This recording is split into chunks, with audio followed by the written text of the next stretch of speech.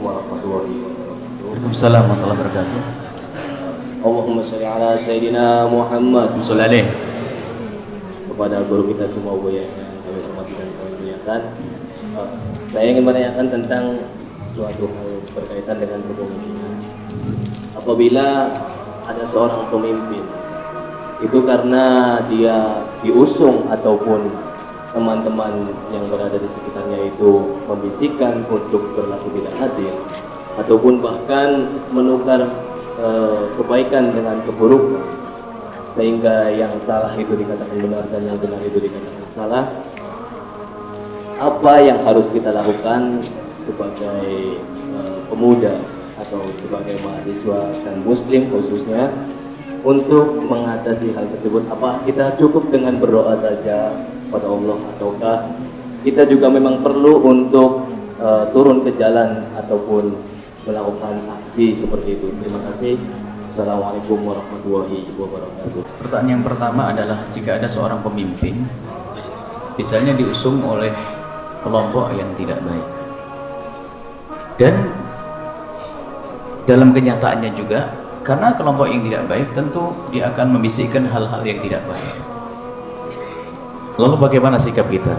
Mungkin kami akan menyampaikan pesan kepada pemimpin tersebut. Jika Anda menjadi seorang pemimpin, telanjur diusung oleh orang-orang yang nggak baik, telanjur diusung oleh orang yang nggak baik, dan pasti dia akan membisikkan, apalagi ada janji-janji politik, maka tetap ada kesempatan. Pintu maaf Allah itu luas sekali. Jangan dianggap semua itu sudah harga mati, nggak bisa selamat. Anda pemimpin yang sudah diusung dengan kelompok yang tidak baik, partai yang tidak baik misalnya, pokoknya komunitas yang tidak baik, lalu dia selalu bisikan ketidakbaikan kepada Anda. Ada tobat bagi Anda sebagai pemimpin, ya jangan didengar. Anda nyesel, saya nyesel dulu diangkat oleh kelompok yang tidak baik, sekarang saya ingin dekat kepada Allah, saya ingin jadikan kepemimpinan ini untuk menghapus dosa kesalahan yang lalu, ya saat ini tobat. Ya sudah, pokoknya kebijakan harus benar. Kalau dia bisikan yang nggak benar, saya nggak akan terima. Lalu Anda mengambil wazir yang baru lagi, yang bagus, menteri-menteri, pendukung-pendukung yang baik, biarpun tidak atas nama kelompok, supaya aman. Gimana pendapatmu tentang ini loh, yang ngusung saya kan suka gelitikin saya gini-gini, saya tidak senang nih, gimana kira-kira? Petunjuk orang soleh, ya Pak Pemimpin jangan, sudah jangan diikuti. Tobatnya seperti itu, jangan lalu mengikuti. Tapi saya sudah terlanjur janji jelek lah. Jangankan sudah janji dong, pakai sumpah pun batalin itu. Biarpun janjinya pakai sumpah, akan ada ceritanya Sayyid Bakar Siddiq bersumpah tidak mau melakukan kebaikan, akhirnya oleh Rasulullah suruh batalin sumpahnya kok demi kebaikan.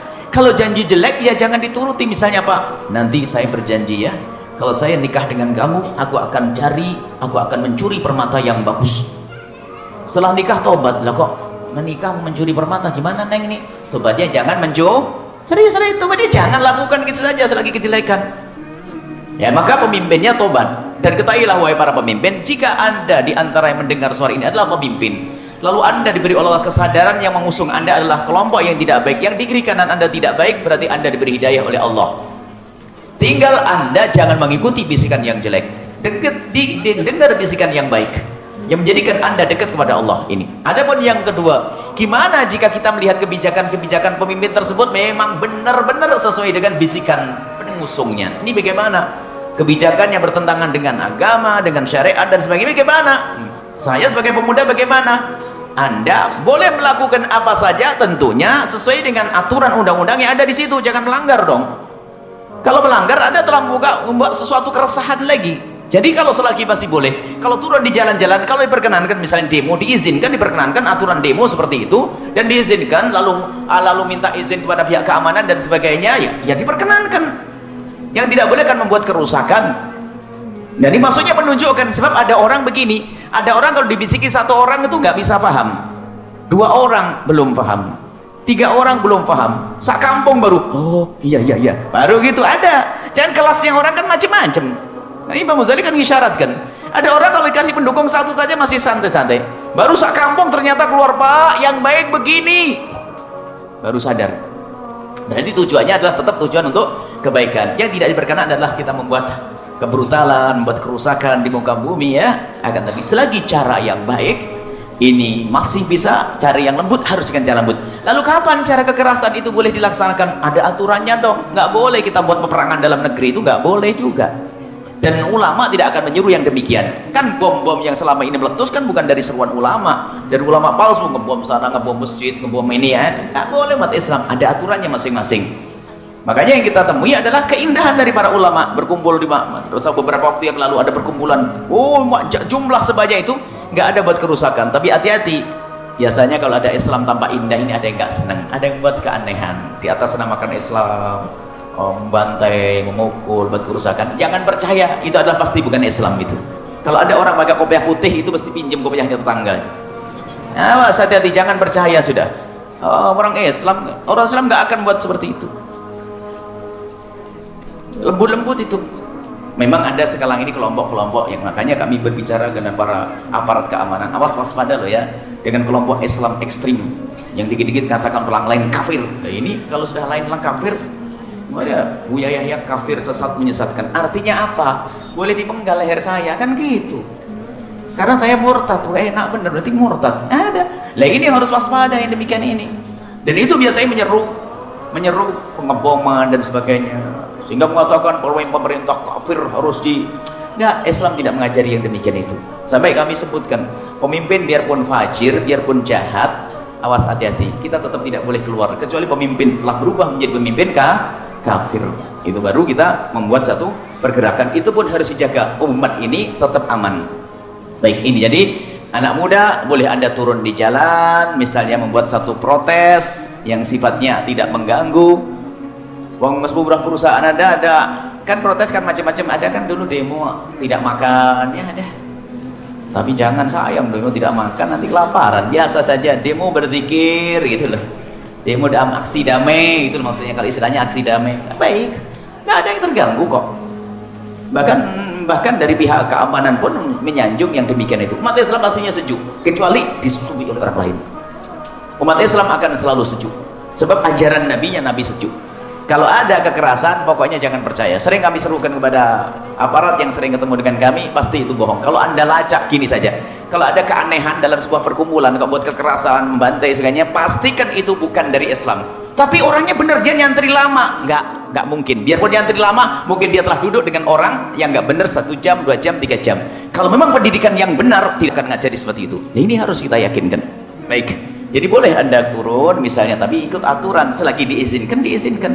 Dan misalnya demonstrasi sendiri kan diizinkan, demonstrasi di kaum buruh kan tidak ada yang marah, menuntut hak gaji. Makanya umat Islam menuntut keadilan. Islam juga boleh. Masa buruh boleh lalu umat Islam dia boleh juga? Nggak boleh. Dan kenyataannya juga dilindungi, bahkan malah kami melihat dikerahkan keamanan, jangan sampai terjadi apa-apa dari semua pihak, dari kepolisian, dari tentara turun untuk menjaga. Karena apa? Ini